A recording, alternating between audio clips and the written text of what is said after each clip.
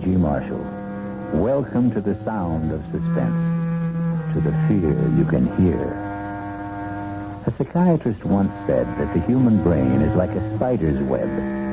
Together, all the strands are strong, but taken one by one, each can easily be broken, and the web destroyed. There are countless cases of human brains broken and smashed in just this way, step by step, strand by strand. And I can't help wondering, is this what happened to young Jennifer Brady? Please, officer, I'm not out of my mind. I didn't say you were. No, but everybody else does, and I'm not. I'm not. I don't mean you're off crazy because you had a bad dream. It was no dream. It happened. I tell you, it happened. No, ma'am, it didn't. You see, it couldn't have. A thing like that to happen. Impossible.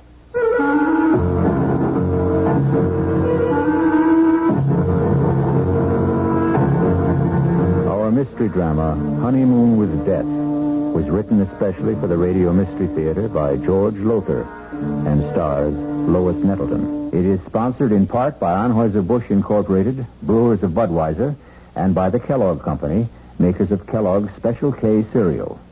I'll be back shortly with Act One.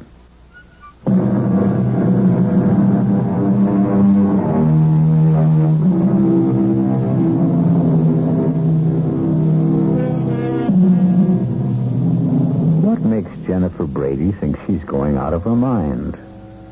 What strange thing happened that couldn't have happened?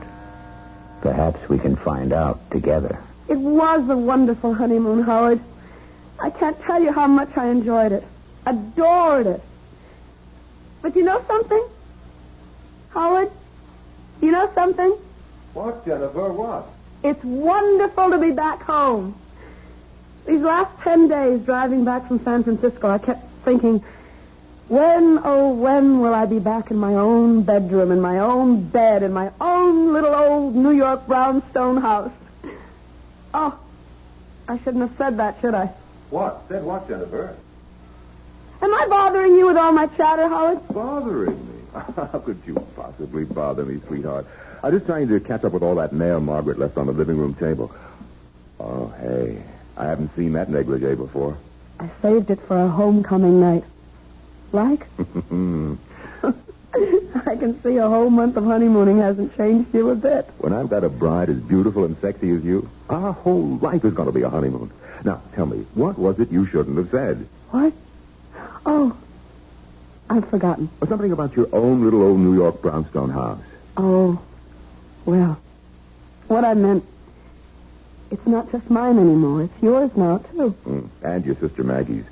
You both inherited this old brownstone from your father. Though I must say I think that we, have the better of the bargain. What do you mean? I much prefer this top floor apartment, don't you? Oh, yes. Luckily, Maggie always preferred the downstairs part.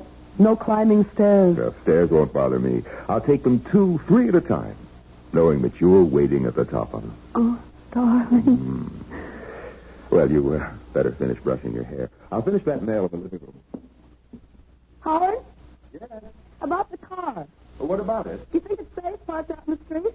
One night won't hurt. I'd feel awful if anything happened to us. You know, sometimes on a honeymoon trip, I couldn't help wondering which you loved more, your new car or me. Oh, well, I guess one night in the street is safe enough. You can find a garage tomorrow. Howard, you locked the car. You have the keys, haven't you? Howard? Howard, can't you hear me? I asked you.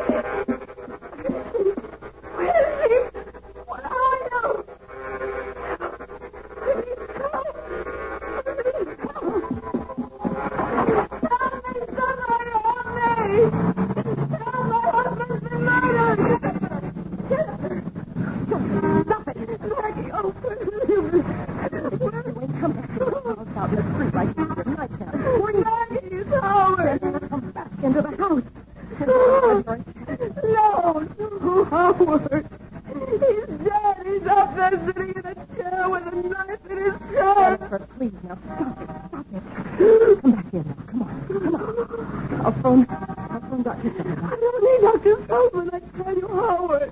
Howard. All right, now. The neighbors haven't heard it. Now, look, Jen.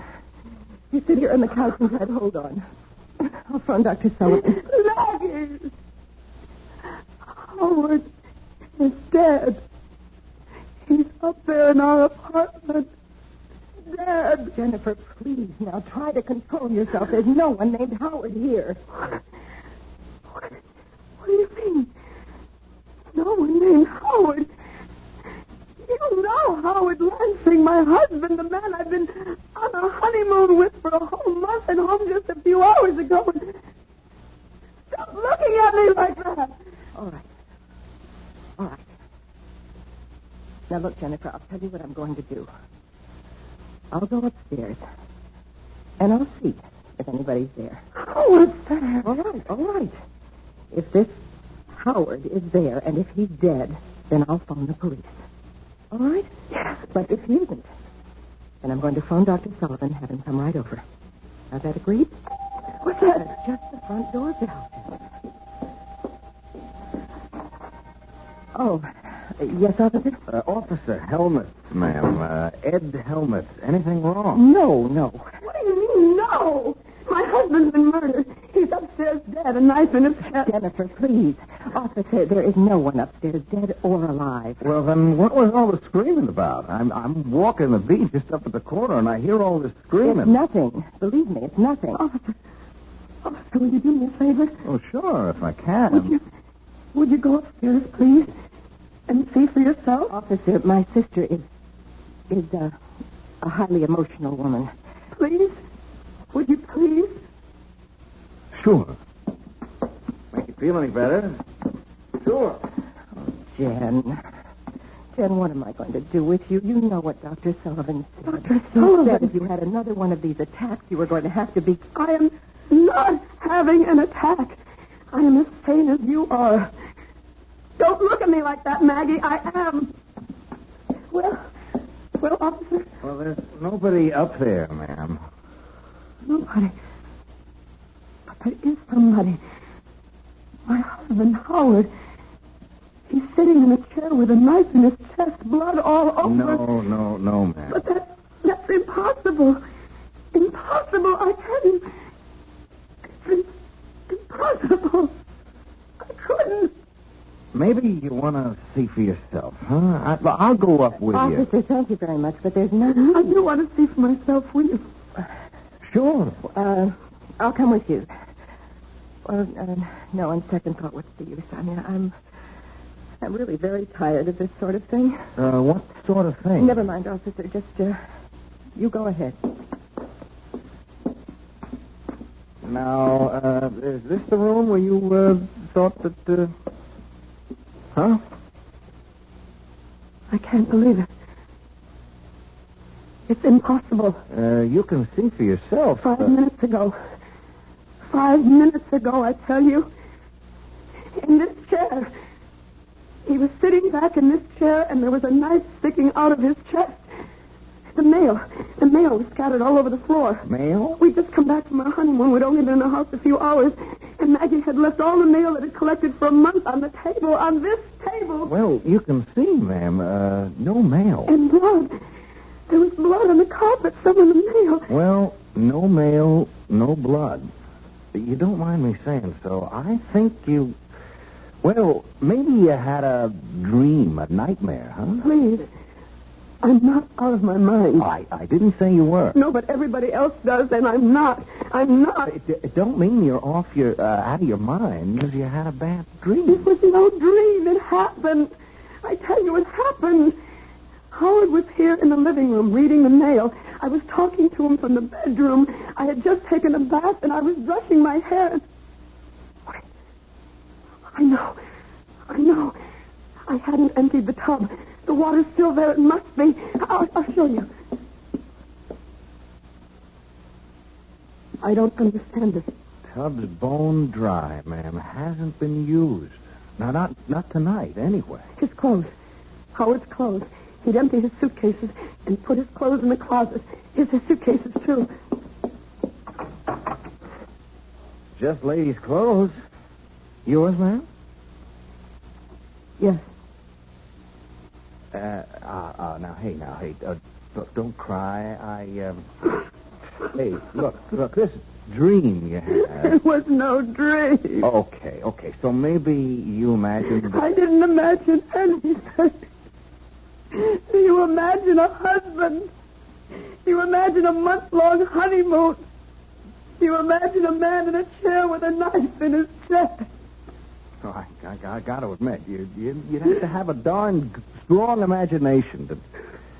But they tell me that's what artists got. Artist?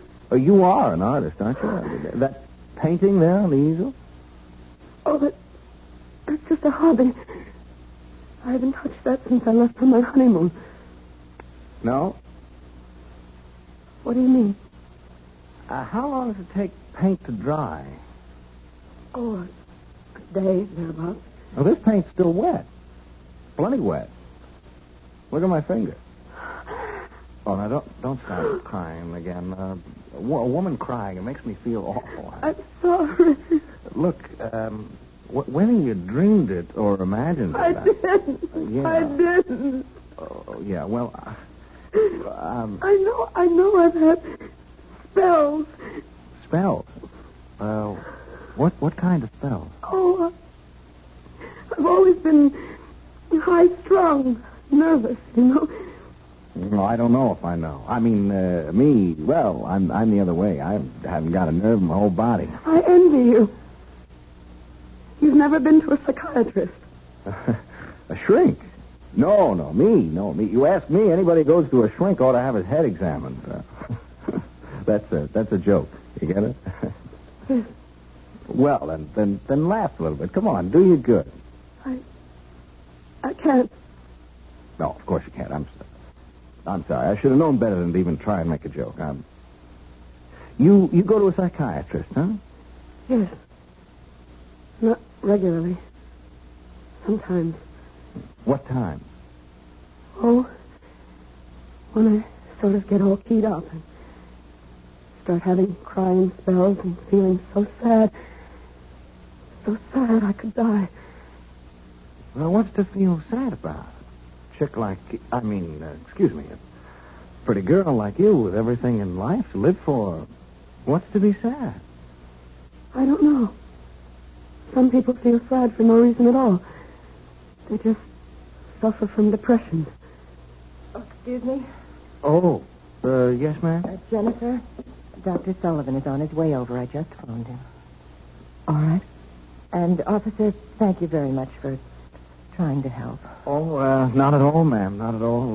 Glad to do what I could. I'll show you out. Oh, that's okay. No. Sir, I'll come with you. I'll be just a minute, Jen. Officer, I wanted to ask you, you don't have to say anything about this, do you? I mean, put it in your report or anything? Oh, no. There's been no damage or anything like that. Does she get this way often, your sister? Well, often enough. She hallucinates, you see. Huh? Come again? Hallucinate? It means, well, just what you saw. She was totally convinced there was a murdered man up there. Her husband, no less. Well, you saw for yourself. Husband. Jennifer's never even had a boyfriend. A cute doll? A pretty girl like that? Well, it's all part of her condition. She's afraid of people. Men, especially. I wish she could become less afraid, more outgoing. If these spells of hers get any worse, she may lose her mind altogether. Oh, say, I hope not. A sweet kid like that. I sure hope not. I know, so do I. Well, looks like we've had a little shower. Street's wet. It was drizzling a little when I came in. Well, good night, ma'am, and if you need... Wait! The car! The car? What car? Howard, the little red sports car he was so fond of. It isn't there. But it was. I know it was. Officer, thank you, darling, and good night. Good night, ladies. Jen, dear, until Dr. Sullivan gets here, I think you should lie down and rest. I don't want to lie down. Well, then just stretch out on the couch, and I'll make some tea for us. Oh, it's probably Dr. Sullivan now. Oh. Yes? Excuse me, ma'am. I just wanted to get something straight. Yes. Your sister, did she say... Oh, ma'am. Yes, officer. Did you say that car was a little sports car? Yes. Why? Well, nothing, only there was one parked out there in the street. What do you mean? Well, we've had a shower, see, and I happened to notice the street's dry in one spot. There must have been a car standing there while it was raining. A small car. Officer, please don't make things worse for me or for my sister. I mean, there's nothing unusual about a car being parked in the street. No, only... Good night, officer. Funny, though. Funny. What exactly is it that strikes Officer Helmut as funny? Perhaps we'll know when I return shortly with Act 2.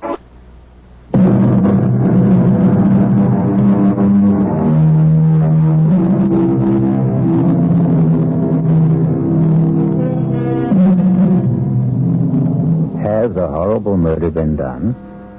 Or is Jennifer Brady losing her mind? Did she find the body of her husband, Howard Lansing, seated in the living room with a knife in his chest? Or did she imagine the frightful scene? Is she married? Was there a honeymoon? Oh, here's young patrolman Ed Helmut at the front door of the brownstone house where Jennifer and her sister Maggie live. And it's the following morning.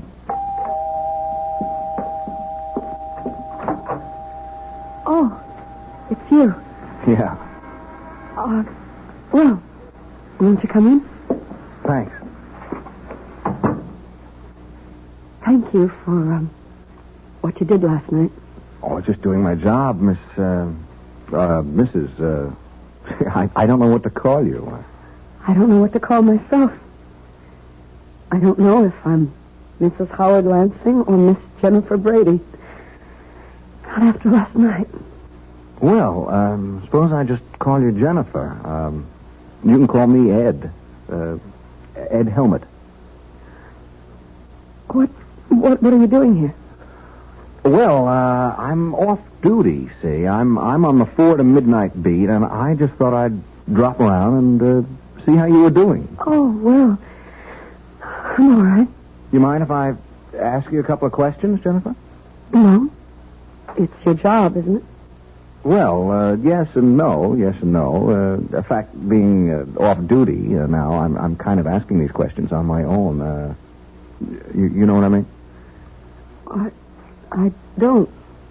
Not really. Well, I tell you, that car of your husband's... If I didn't just imagine a husband. Yeah, well, if you didn't, that car of his, that little red sports car you mentioned, well, there was a car parked out front last night, and it was a little sports car. If it wasn't there when you left... Well, the space it left. It rained, remember, while the car was standing at the curb? Oh, yes. So at least you were right about there being a car. I mean, you didn't dream that up. It could have been anyone's car, as Maggie said. Oh, that's for sure. Still, though, it could have been a car belonging to a guy named Howard Lansing. Couldn't it? Couldn't it? Why are you doing this? Come again? Well, you know that I'm not well. That all my life I've had nervous problems. Oh, I can't believe it, but I must have dreamed it all up.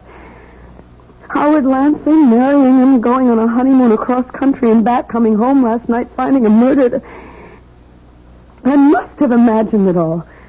Maggie says I did. Dr. Sullivan says I did. So why are you... You know something? I don't know. Maybe it's because, Well, what? I kind of like you, and, me, I didn't get much sleep either last night, thinking about this whole thing, thinking about you, and, I'm kind of wishing I could straighten things out for you. That's very sweet of you, officer. But... Call me Ed. Ed? It's sweet of you. But you're wasting your time. I'm mentally... Oh, come on now. Don't cry. You had a bad dream, that's all. A nightmare. Oh, it was more than that. Much more than that. When you dream something, you wake up and you know it was a dream. I'm still living it. I remember the ceremony, the hotels we stayed at, the things we did. Even Howard constantly fussing with his new car. Yeah, there's that car again. What do you mean, fussing with it? Oh, just that he was always polishing it, checking this and that. Fussing, that's all. And you remember all about the ceremony and the hotels and like that? It's all as vivid as if it had actually happened. Tell me about the wedding. Who married you? Nobody married me, Ed. I imagined... Okay. So where did you imagine you got married? A little town in Jersey. By a justice of the peace. What little town? What JP? I don't know. It was night, and we just pulled off the Garden State Parkway. Howard had said he knew a place, a justice of the peace. Okay. What about hotels? Well, I remember we stayed at the Ambassador in Chicago, and the Statler in St. Louis, the Beverly in Los Angeles, and... Oh, that you, Maggie? Yes, Jen. Connie called. Well, Oh. Hello, Miss Brady. Aren't you the policeman who was here last night? Yeah, that's right. You're wondering what I'm doing here now, huh? Well, yes, I am. I just dropped in to see how Jen was doing, that's all. Jen? Excuse me, Miss Brady. I was never much for being formal. Yes, obviously. Have you been here long? No, 10 minutes or so. Well, I don't mean to hurry you, officer, but Jennifer and I have an appointment in 1 hour with her psychiatrist, Dr. Sullivan. Say, would that be Dr. Martin Sullivan on Park Avenue? No, Dr. Arnold Sullivan on East 82nd. Oh. You seem terribly interested in Jennifer's psychiatrist. Me? Oh, no. I just ask a lot of questions. I trained myself. You trained yourself? You're going to laugh. I know you're going to laugh, but would you believe I want to be a detective someday? Of course I believe it. Why shouldn't I? Ask my sergeant. He thinks I'm something else, wanting to be a detective. Laughs himself silly. Well, I certainly wouldn't laugh. I think it's commendable. You think I could make a detective? Of course you could. Well, say, that's a real shot in the arm. I mean, someone like you thinking that someone like me, just a cop and new on the force. As I said, officer, I don't like to hurry you, but... I'm going, Miss Brady. Going right now. Nice seeing you again, Jen. I'll show you out. Oh, that's okay. Some detective I'd make if I couldn't find the front door. Why, Jennifer, would you answer that, please? Of course. Oh, my God. Jennifer, what is it? Help me. Oh, my God, Maggie. Ed, help me. What? He's there. At the front door, he's there. Howard. Oh, I'm sorry. Is something... What's all the trouble? You're dead. Murdered. What? Last night after we got home from our honeymoon, I found you in your chair, stabbed to death. Last night, honey, stabbed. Maggie, what is this? Jen's having another one of her spells, Howard, that's all. Oh, I see. What do you mean, you see? You see what? What, just... Excuse me, who are you? My name is Ed Helmut, Officer Ed Helmut. I'm a cop. A cop? Howard, I'll explain later what went on here last night. I don't understand this. I don't understand it. You're talking to Howard as if nothing had happened. Jennifer, nothing did. He exists. He's standing right here. He exists. And last night you acted as if you'd never heard of him.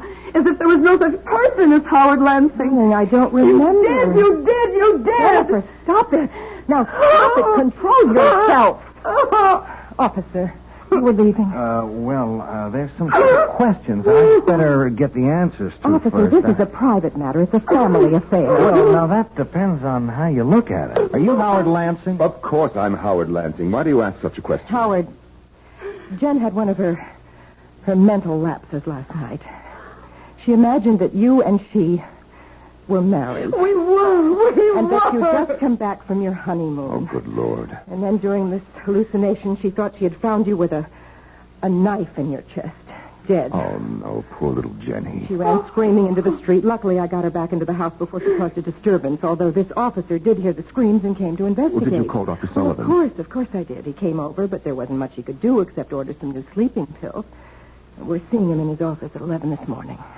Just one more question, Mr. Lansing. Yes? Just where do you fit in here? I mean, who are you? To the family, I mean. I'm Miss Brady's fiancée, Margaret, not Jennifer. Oh. I see. No, I'm afraid you don't see. Not all of it. Look, since we've gone this far, you might as well know the rest of it. Jennifer has always had a thing for Howard. She's not jealous that he's going to marry me and not her. Don't think that. But the whole situation has been a severe strain on her, a very severe strain. Almost certainly that's why her hallucination last night took the form that it did, thinking she'd been married to me and all the rest of it. Yeah, that makes sense. Well, I'll be on my way. Hey, now, you take it easy, huh? And me, if it's okay with you, I'm going to be in touch. I'll see my way out.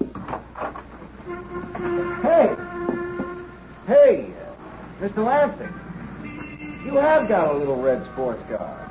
Well, yes, that's it, parked at the curb. Why? Well, Jen, Miss Brady, she seemed to make a big thing out of it. On the honeymoon that didn't happen, I mean. Big thing?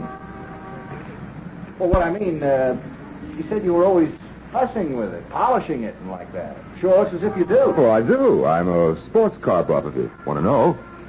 I wish I could own a car like that. But on a cop salary, you had it long? 2 or 3 months. Oh, like, cross country. Well, maybe someday I will, but so far I haven't had the interest. Yeah. Well, see ya. Bye. Where is she? Upstairs, changing for appointment with Sullivan. I don't know. Oh, boy. If I had a car like that, I'd go for long trips, like cross country. Well, maybe someday I will, but so far I haven't had the interest. Yeah. Well, see ya. Bye. Where is she? Upstairs, changing for appointment with Sullivan. I don't like this, Maggie. You don't like it. You don't like it. All the stupid things walking in here when a cop was here. How did I know he was here? If it comes to that, why'd you let her run screaming into the street last night? Howard, come to your senses. Was there any other way? No, I guess there wasn't. I'm afraid we're going to have to move faster than we planned. Why? That young cop, pretty nosy. Come over here to the window. What? Look, down there. What the hell is he doing? He's measuring the size of your car from front to back wheel. What's he doing that for? I don't know. He's doing it. I don't like it. No, Howard, we won't commit Jennifer now. Well, if we don't commit her, what will we do with her? Kill her.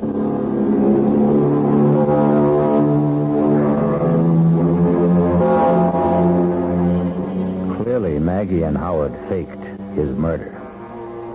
But how could they have managed it? And how will they kill Jennifer? We'll return shortly with Act 3.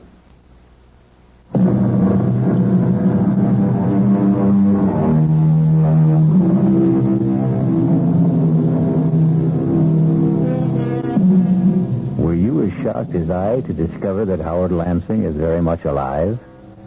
I can't fathom it. Can you? No more than, 10 minutes could have passed between the time Jennifer saw him slumped in that chair with a knife in his chest, blood all over everything, and the time Officer Helmut entered the room to find no body, no blood, nothing to indicate that a murder had taken place.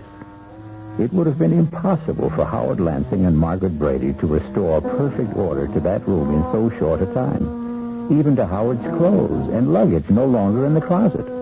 A bone-dry bathtub. And the rest of it got me puzzled.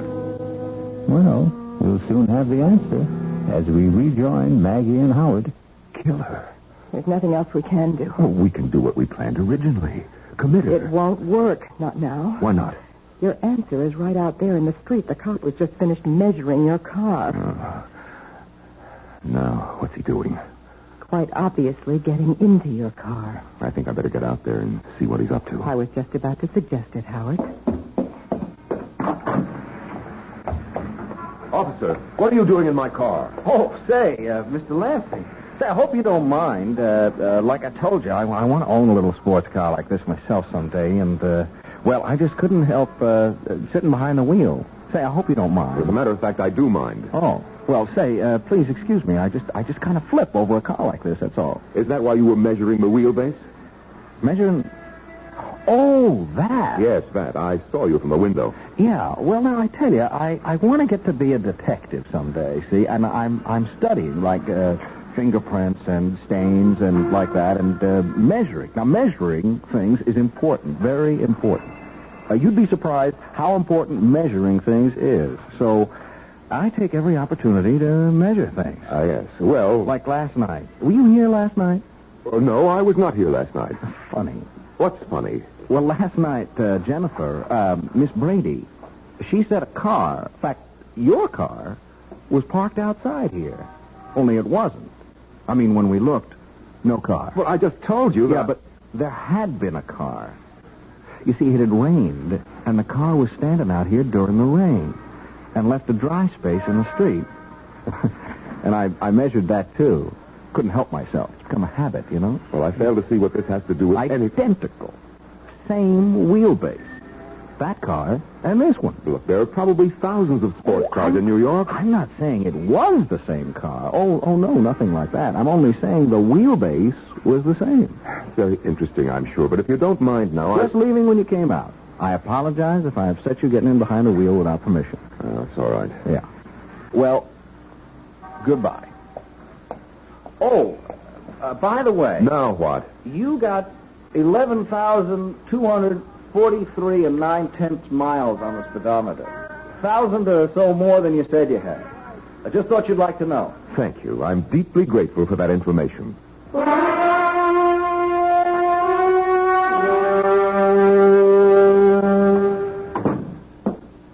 He is up to something, Maggie. What else is new? He checked the mileage on the car. What of it? Over 11,000 miles. I could easily have driven from here to L.A. and back, which I did. Mileage shows only how far a car went, not where. I'm not worried about your car. I'm worried about him nosing around. The quicker we kill Jennifer, the better. Now, look, I didn't bargain for anything like murder. Neither did I, but that's the way it is. How will you do it? How will we do it? Sleeping pills. An overdose. That's the simplest. When? Oh, tonight. Why wait? Oh, Jennifer. Oh, ready for our appointment with Dr. Sullivan, I see. Yes. I'll just get my coat. Howard, Yes, Jennifer. I'm sorry if I've caused you any trouble. Oh, now. I'm losing my mind, Howard. I must be. Marrying you, our honeymoon trip across country, returning last night, finding you dead. It was all so real. So real. And yet it wasn't. It never happened. Oh, Howard, I just can't go on like this much longer. You won't, Jennifer. Believe me, you won't.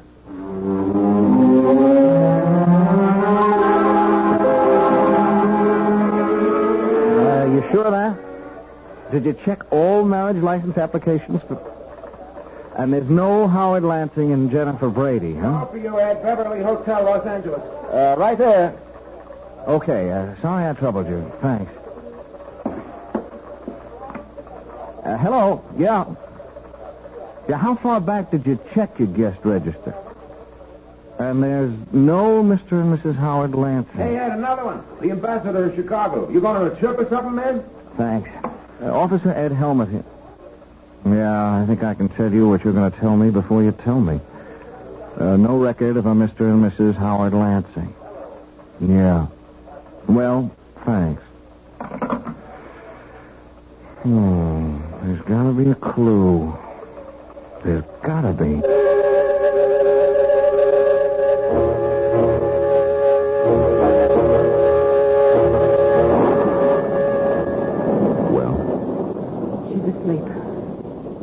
pills did you give her? Enough. What's the matter, Howard? Why that look on your face? I'm a murderer. I'm just beginning to realize it. I am a murderer. Not yet, Howard. She won't be dead for a while. How can you be so calm? You frighten me, Maggie. I've never seen this side of you before. You've got to be kidding. All the time we spent planning To this. commit her, not murder her. What's the difference? We're not doing all this for peanuts, you know. We inherited $1.5 million from my father, Jennifer and I. You and I will have all of it once she... Who could that be? I'll see. Wait. No, I guess we can't pretend no one's at home. The lights are all on. And my car's parked out front. Oh, it's you. Okay, if I come in, Mr. Lansing? Oh, well, now, Thanks. Rotten night out there. Just plain rotten. It's Officer Helmet, Maggie. Yes, so I see. Getting to be a regular visitor, aren't you? To be honest with you, Miss Brady, it's a real nasty night, and walking a beat, I didn't think you'd mind if I came in for a few minutes. Also, I wanted to see how Jen's getting along. Jen is getting along very well, if it's any concern of yours, which it is not. Oh, well, I only... Officer Helmet, circumstances beyond my control brought you into this house last night, but I do control whether you'll keep coming here like this. Please leave. Oh, well, now, wait a minute, Miss Brady. I like your sister, and I have reason to think she likes me. Now, wait a second. Just wait a second. I also think she needs somebody like me, somebody to lean on, to protect her. And further than that, I'm here on official business. Official business? I'm placing you both under arrest on a charge of... Where is Jen? That's no business of yours. What's all this about? Where is she? She is upstairs asleep, if you must know. Asleep at 8 o'clock at night? She took a couple of sleeping pills. Where are you going? How dare you go up there? Maggie, my Any God. nerve, don't lose it now. But he'll know. He'll know she took an overdose. That's all he will know. He will know that we gave it to her. He's arresting us. For what? On what charge? Whatever it is, he'll never make it stick. We've covered our tracks too well for the law to... He's carrying her down. All right, baby. It's going to be all right.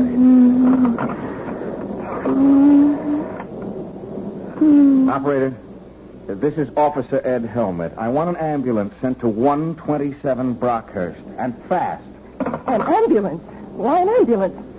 An overdose of sleeping pills. She took a... She didn't take them, Buster. They were given to her, shoved down her throat, you ask me. I'm changing the charge against you two. I'm booking you for attempted murder. You must be out of your mind. You're as crazy as my sister. Who isn't crazy at all. That was a real far-out scene you two tried to pull. I gotta hand it to you two. You planned it so careful, so good. There wasn't a loophole in it, except one. I don't know what you're talking about. You don't, huh? Then let me explain. You set the whole thing up, the two of you, the marriage, the honeymoon trip across country and back, the fake murder, and the whole bit. Oh, and you played it smart. Very smart. Not a clue. I checked the Marriage License Bureau. No license. Easy enough. You could have bribed the clerk to destroy it. Now, look, I checked a few hotels. The big ones like the Ambassador, the Beverly in Los Angeles. No Mr. and Mrs. Howard Lansing listed. A piece of cake. When you registered, you gave a different name. You're making yourself look like a fool. What you're saying is you could find no evidence. Oh, but I did. One little clue that neither of you thought about. The car, Mr. Lansing. Your pretty little red sports car. I don't follow. You will. I told you I found that dry space out on the street last night because a car, a little sports car like yours, had been standing there during the rain. Well, it could have been anyone's car. Sure. Same size as yours. Same wheelbase, but I agree, it could have been anyone's. Only it wasn't. It was yours. You want to know how I know? We'd be enthralled. I know, because last night, that car wasn't parked outside this house, but the one next door. I got to wondering about that. I kept saying to myself, if it was his car, why did he park outside the house next door? I came up with the answer today when I entered that house. Nobody there. And found fake blood all over the upstairs room. A gag knife. The kind you attach so it looks like you're stabbed. Even your clothes. And your luggage in the closet. Mr. Lansing. Oh, God. So you see, if it hadn't been for your car, I'd never have realized that brownstone houses in a row like these are identical. You bought this place, or leased it while Jen and him were on their honeymoon, didn't you, Miss Brady? Last night, when Jen went screaming into the street, you deliberately let her run into the street so you could bring her back to the house next door. This house. And her state, wound up tight like she was, she never realized what you were doing, as you knew she wouldn't. You'll have to prove these accusations. I will. I can. With the one little clue that nails it all down at all four corners. The little red sports car again. What about it? Well, you told me you'd never driven across country. I never have. If you're thinking of the mileage on the car, that proves nothing. Well, not the mileage, Mr. Lansing. The servicing. Servicing? You had it serviced at the Beverly Hotel in Los Angeles. A lube job, oil change, new filter, the works. And like they do at all service stations, they slapped a little sticker on the door jamb. That little sticker that carries the name and address of the service station. That little sticker that practically nobody ever notices. Anyhow, you didn't. And it says, Beverly Hotel Service Station, Los Angeles, California. Date and all.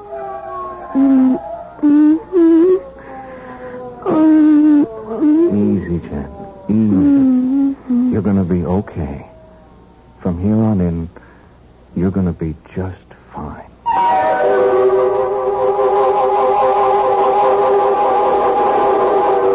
Must have been a costly business, buying or leasing that identical brownstone house and furnishing it exactly like the one next door. But then, Maggie had all the money in the world, or thought she did. I'll return shortly.